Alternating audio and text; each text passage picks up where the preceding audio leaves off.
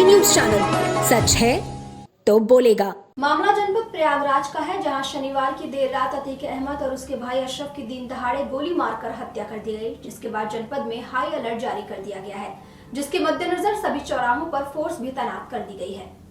बता दें कि इस घटना से जनपद मिर्जापुर में शांति व्यवस्था कायम रखने के लिए पुलिस काफी सक्रिय नजर आ रही है। साथ ही मीडिया सेल पर भी विशेष निगरानी की जा रही है।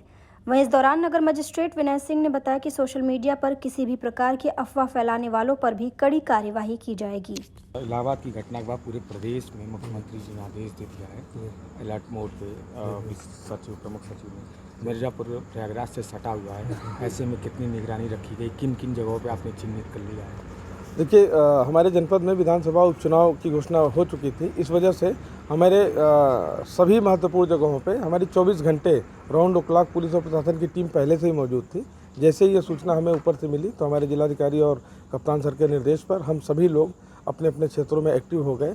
और वैसी सभी मिश्रित आबादी की वैसी जगह हैं जहाँ पर कुछ इस तरीके की आशंका हो सकती है, उन सब जगहों पर जा करके हम लोगों ने समन्वय स्थापित कर लिया है। चीज़ें सब कुछ कंट्रोल में है।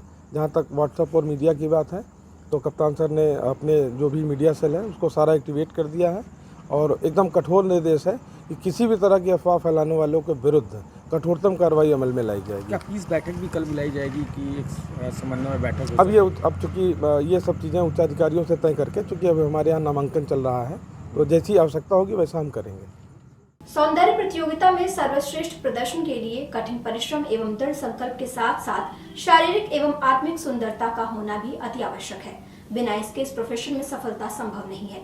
यह विचार मल्लिकाए अवध मिसेज बनारस 2023 अवार्ड से नवाजी गई शिवली पाठक की है, जिन्हें गर्ग फाउंडेशन द्वारा आयोजित मिसेज बनारस शो के दौरान विनर घोषित किया गया है। बता दें कि रविंद्रपुरी स्थित एक रेस्टोरेंट में सम्मान समारोह में पत्रकारों से बातचीत के दौरान उन्होंने बताया कि मुझे शुरू से ही शिक्षा के साथ साथ सौंदर्य प्रतियोगिता, सिंगिंग एवं इस तरह की एक्टिविटी से गहरा लगाव रहा है।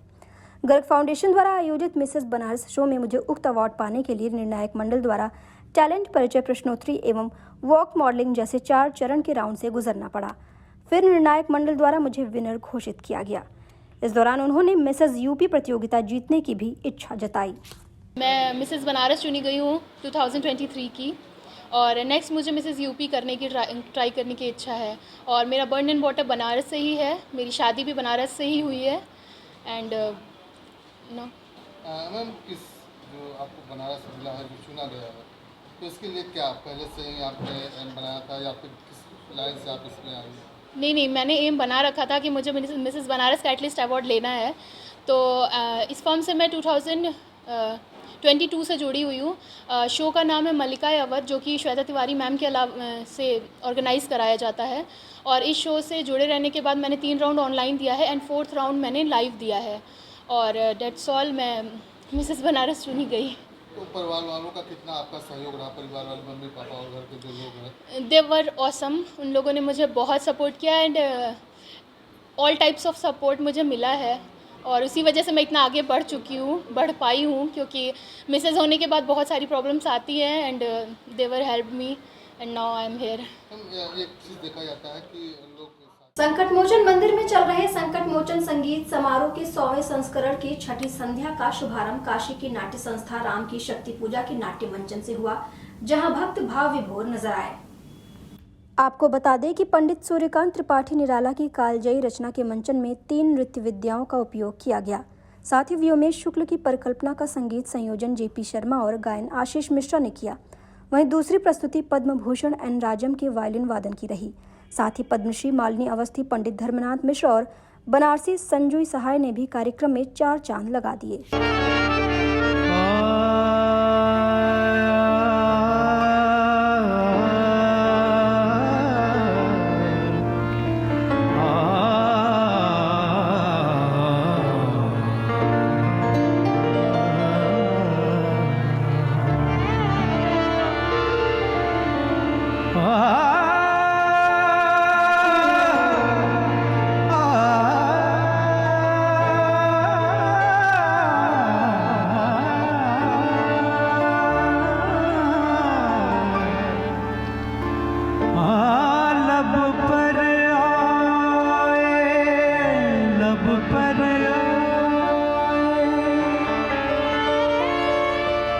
लब पर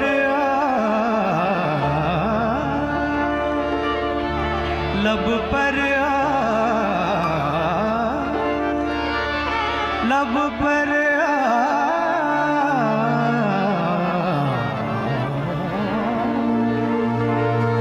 लब पर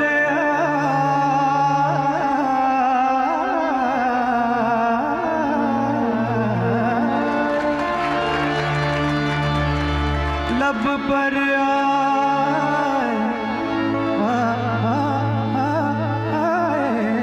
लब पर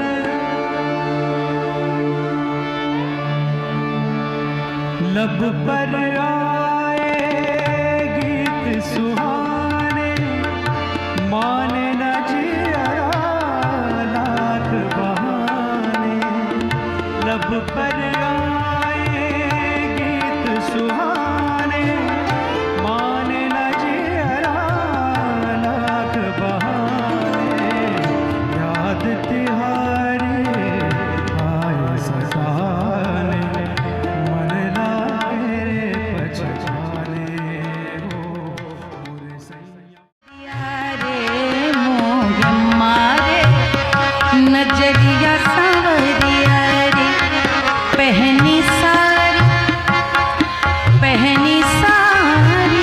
हाँ पहनी सारी गुलाबी चुनरिया रे मोहे मारे नजरिया सावरिया रे मोहे मारे नजरिया सावरिया।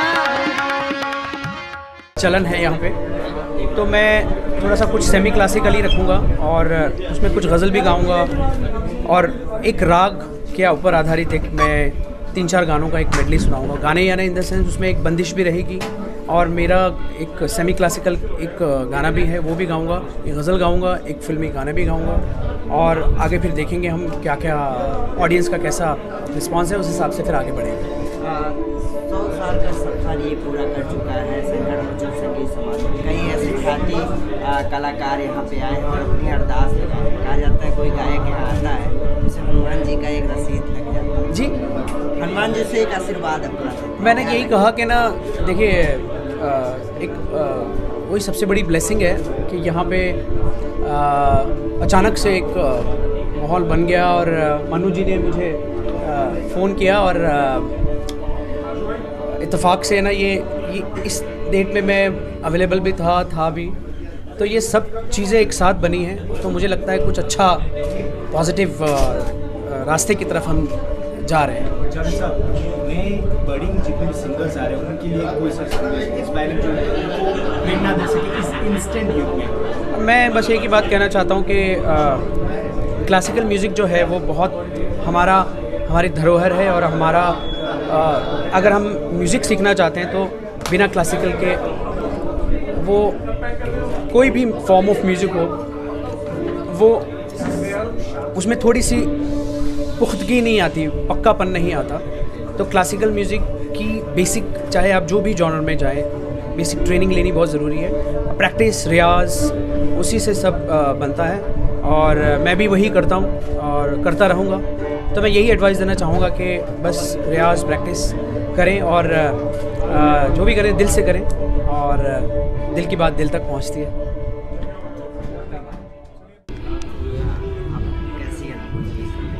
बहुत सुखद अनुभूति है, ये एक इतिहास है। ये इस बार ये पूरा वैसे ही अपने आप में ऐतिहासिक है पूरा उत्सव, और उत्सव के को इतिहास बनता हम सब लोग देख रहे हैं और उस उत्सव में सहभागिता का सौभाग्य है। ये अपने आप में बहुत गर्व की बात है हम सब लोग के लिए। इतने बड़े बड़े कलाकारों को हम लोग श्रोता बन के यहाँ सुनते रहे, फिर कलाकार के रूप में भी यहाँ पर गाते हैं। सबसे बड़ी बात, यहाँ कोई भेद नहीं है, न गाने बजाने वालों में न सुनने वालों में। हनुमान जी के दरबार में सब एक है। सुनने वालों को देखिए, बड़ा से बड़ा, छोटा से छोटा ज़मीन पे बैठ के सुनता है। जो रसिक जन की जो पुरानी परंपरा है संगीत की, उसको आप यहाँ पर देखेंगे कि उसी तरह से यहाँ पे निर्वहन आज भी हो रहा है और बड़े बड़े कलाकार यहाँ पर आकर धन्य मानते हैं। हम सब लोग जहाँ श्रोता हो हनुमान जी, वहाँ पर तो मंच प्रणम्य है हम लोगों के लिए, तो बहुत अच्छा लग रहा है। और इस बार इतना भव्य है, हर बार ही होता है, लेकिन पूरे भारतवर्ष नहीं बल्कि विश्व में संकट मोचन का शताब्दी समारोह जैसा भव्य होना चाहिए। सब प्रकार के संगीतकारों के, कलाकारों की यहाँ पर उपस्थिति है और सब बड़े मन से यहाँ पर आकर के गाते हैं। तो आप देखिए, नृत्य, गायन, वादन, तंत्र वाद्य, कोई भी उसमें कहीं कोई वो नहीं है संगीत को। तो ये सबसे बड़ी बात इस मंच की है। बाकी जगह आप देखेंगे सिर्फ शास्त्रीय संगीत है या कहीं कहीं पर नृत्य का नहीं रखते, यहाँ पे ऐसा कुछ भेदभाव नहीं। खबर रोहनिया थाने की है, जहां कई सप्ताह से सीवर और जल निगम का पानी बह रहा है, जिससे स्थानीय लोगों को काफी मुश्किलों का सामना करना पड़ रहा है। वहीं आपको बता दें कि रोहनिया क्षेत्र में कई विद्यालय के बच्चे इसी मार्ग से गुजरते हैं, तो वहीं लाखों की संख्या में राहगीर भी इसी रास्ते से आते जाते हैं। इस दौरान नागरिकों का कहना है कि जब मुख्यमंत्री योगी आदित्यनाथ रोहनिया थाने का दौरा करने के लिए पहुंचे थे, उसी के बाद से यह समस्या उत्पन्न हुई है। साथ ही ग्राम प्रधान को इस समस्या से कई बार अवगत कराया गया, परंतु वह कई सप्ताह बीतने के बाद भी अभी भी लापरवाही कर रहे हैं। गौरतलब है कि सड़क मार्ग पर गंदे पानी में मच्छर तेजी से पनप रहे हैं, जो विभिन्न प्रकार के रोगों को बढ़ावा दे रहे हैं। वाराणसी में होने वाले G20 सम्मेलन को लेकर शहर में साफ सफाई का विशेष ध्यान दिया जा रहा है, तो वहीं इसके विपरीत वाराणसी के कई क्षेत्रों की हालत बद से बदतर दिखाई पड़ रही है। एक तरफ वाराणसी में G20 सम्मेलन की तैयारी अपने अंतिम चरण में है। इस दौरान जगह जगह सुंदरीकरण किया जा रहा है, तो वहीं दूसरी तरफ जैतपुरा क्षेत्र के औसानगंज इलाके में सीवर ओवरफ्लो होने की वजह से क्षेत्र की जनता परेशान नजर आ रही है। बता दें कि मंदिर के पास जमा हो रहे सीवर के गंदे पानी से आवागमन में जहां परेशानी हो रही है, वहीं दर्शनार्थी गंदे पानी से गुजरने पर मजबूर हो गए हैं। इस दौरान क्षेत्रवासियों का कहना है कि नगर निगम के आलाधिकारी फोन करने पर नहीं उठाते हैं और न ही प्रशासन इस समस्या पर ध्यान दे रहा है। ये भैया कि यहाँ पर पानी भरा जा रहा है, गंदगी हो रहा है, पूजा पाठ करने में परेशानी हो रही है। पानी कैसे आएगा जाएगा? कितने दिनों से पानी लगा है? कितने दिनों से पानी लगा? अरे पानी बहुत दिन से लगा, कितने दिन से और दिया जा रहा है, लेकिन यहाँ सुनवाई कोई नहीं हो रही है। इसको लेके आपने नगर निगम में किसी से बात किया? हम किसी से बात नहीं कर रहे हैं। आप आए, आप बात कर रहे हैं, इसलिए हम बात कर रहे हैं। औरत जात हम कहाँ जाएंगे? आपके माध्यम से बात होती है हमारा। औरत जात कहाँ जाएंगी? मेरे अम्मी भी रहेंगे, हम अकेले हैं घर का। जैसा देखा जा रहा है कि मंदिर है, मंदिर के बाहर गंदगी पनप रही है, तो किसकी जिम्मेदारी है कि इसको सही कराए? जिम्मेदारी है सभासद लोग का। तो नगर निगम से कोई अधिकारी कोई आता है? कोई नहीं आता है। बीती रात अतीक अशरफ हत्याकांड के बाद एक और जहां यूपी सरकार ने पूरे प्रदेश में हाई अलर्ट घोषित कर दिया है, तो वहीं जिला प्रशासन पुलिस कर्मियों को पूरी तरह मुस्तैद रहने के आदेश भी दिए गए हैं। बता दें कि अतीक अशरफ हत्याकांड के बाद वाराणसी में जिला प्रशासन के द्वारा फ्लैग मार्च निकाला गया है। साथ ही सुरक्षा के दृष्टिकोण से चेकिंग अभियान भी चलाया जा रहा है। इस दौरान वाराणसी में G20 की आगामी बैठक और नगर निकाय चुनाव के मद्देनजर नामांकन प्रक्रिया भी चलाई जा रही है, जिसे लेकर जिला प्रशासन सुरक्षा व्यवस्था के लिए काफ़ी चाक चौबंद दिखाई पड़ रही है। काशी में जैसा कि आप सभी को पता है कि विभिन्न आयोजन किए जा रहे हैं, जिसमें G20 सबसे प्रमुख आयोजन है। उसके साथ साथ में जो है नगर निगम जो चुनाव हैं उनके नामांकन की भी प्रक्रिया चल रही है।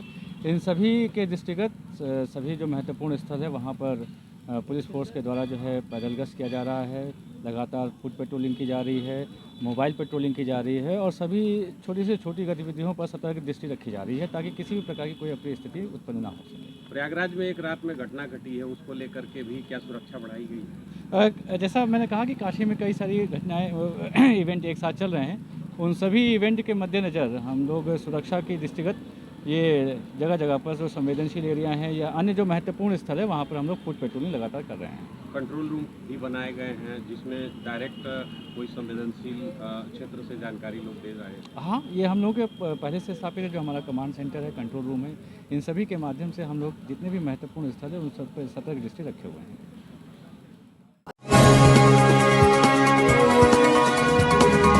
आप देख रहे हैं डैन काशी न्यूज चैनल। सच है तो बोलेगा।